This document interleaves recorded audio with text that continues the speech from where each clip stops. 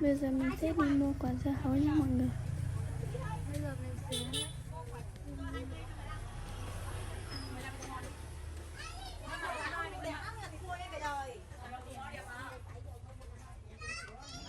Mình chỉ lấy một quả dưa hấu thôi nhé mọi người. Quả dưa hấu này thì có 4 cân.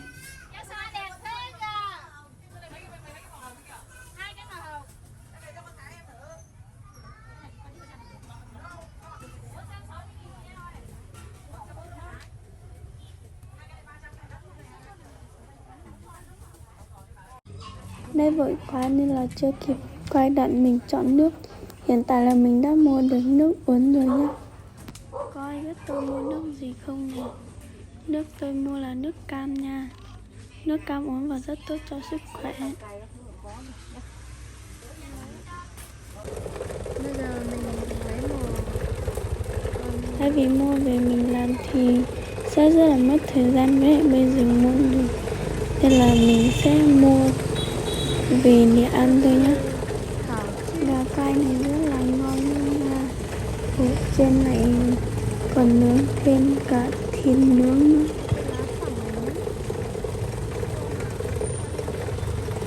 Gà của mình đã nướng xong rồi. Bây giờ cô sẽ giúp mình chặt gà ra để mình mang về.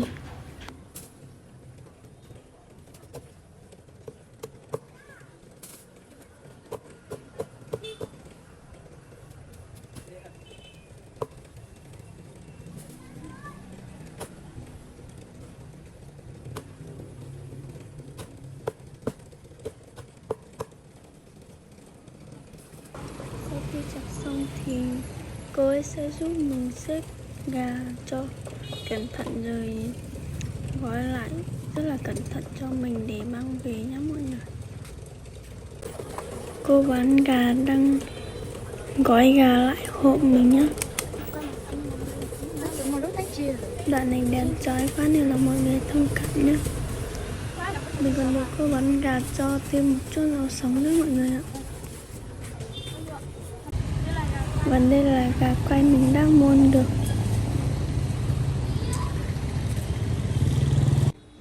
Hiện tại mình đang ở tiệm bánh để lấy bánh sinh nhật cho mẹ mình.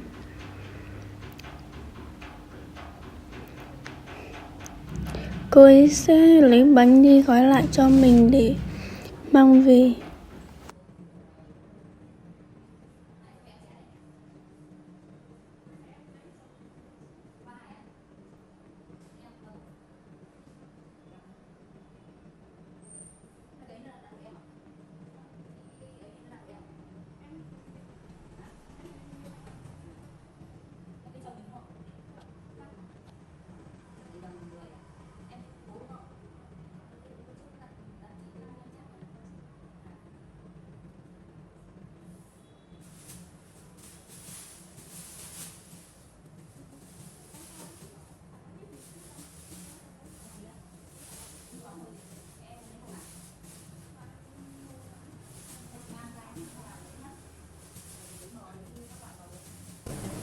Chuẩn bị mang bánh về thì cô ấy lại tặng mình một chút quả bóng mang về để trang trí sinh nhật cho mẹ nữa mọi người ạ.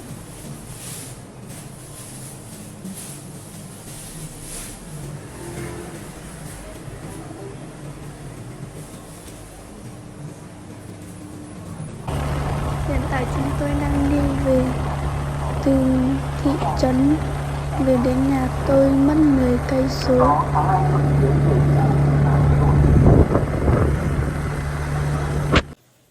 Đoạn này là mình và Xá Phân đang thổi bóng và cùng nhau trang trí nhá.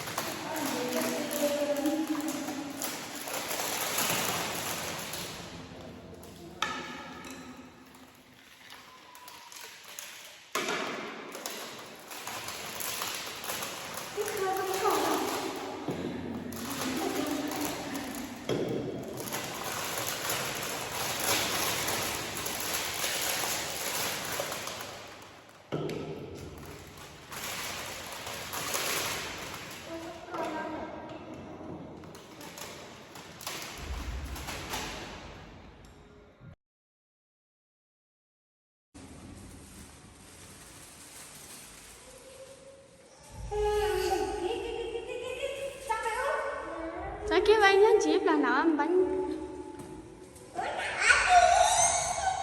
cái gió các bạn ạ. Cô có lấy bánh